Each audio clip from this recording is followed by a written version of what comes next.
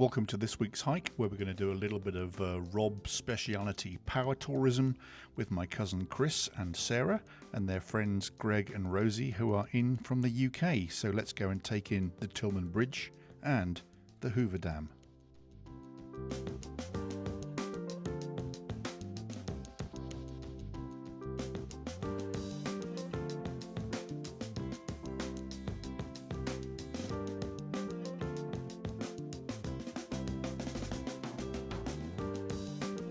Well, we are stepping out onto the Mike O'Callaghan Pat Tillman Memorial Bridge, or as I like to call it, the Tillman Bridge, the quiet counterpoint to the engineering force of Hoover Dam just downstream.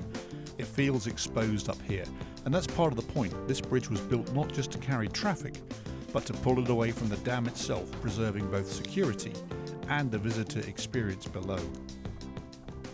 As we look over the edge, we're standing roughly 890 feet above the Colorado River, suspended across the Black Canyon. That height puts us amongst the highest bridges in the United States. The scale is difficult to process until you watch a vehicle far below shrink to the size of a toy.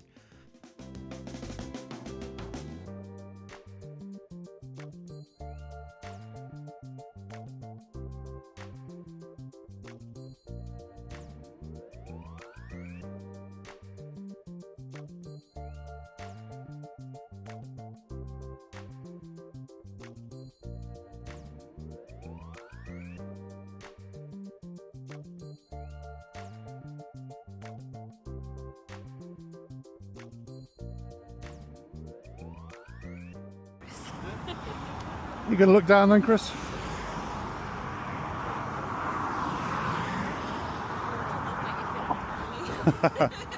I'm okay now. You're okay now. There we go.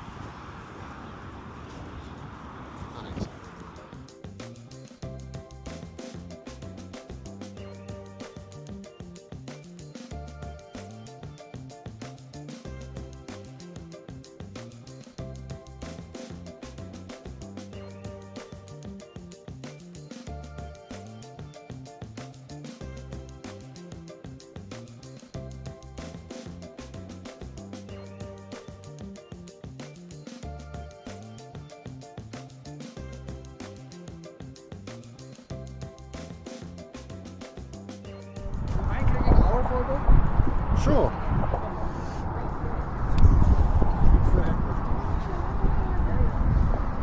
Get the dam as well, look. The structure beneath our feet is a concrete arch stretching 1,900 feet from end to end, with a main span of just over 1,000 feet. When it opened, it became the longest concrete arch bridge in North America. The design is deliberate. The arch transfers the load outward to each of the canyon walls, which is why the bridge appears both slender and stable at the same time.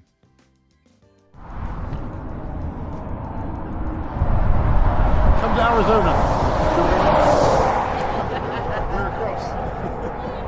Passports. Oh, we don't have one of those.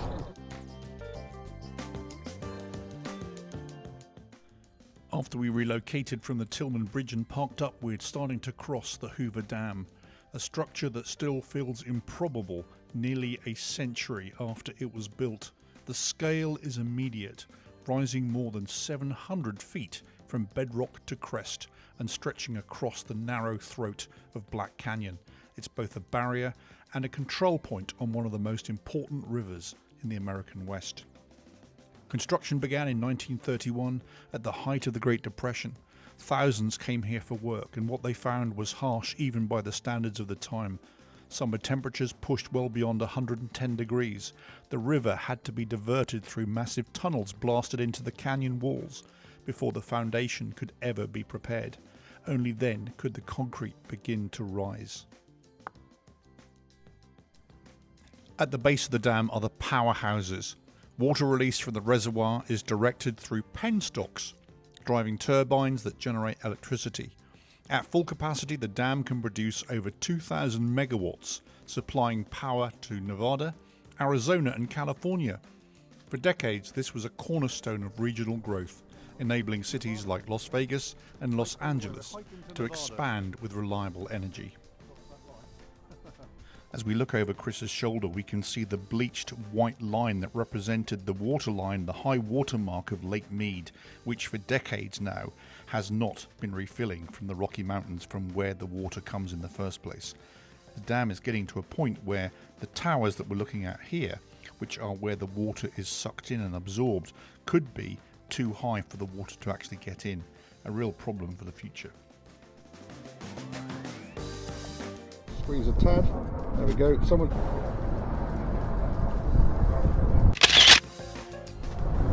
One over there. Yeah, Greg's got a good. Oh, is this way? Yeah.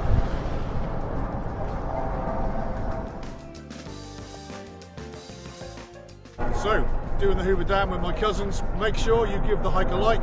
See you next time. Bye for now.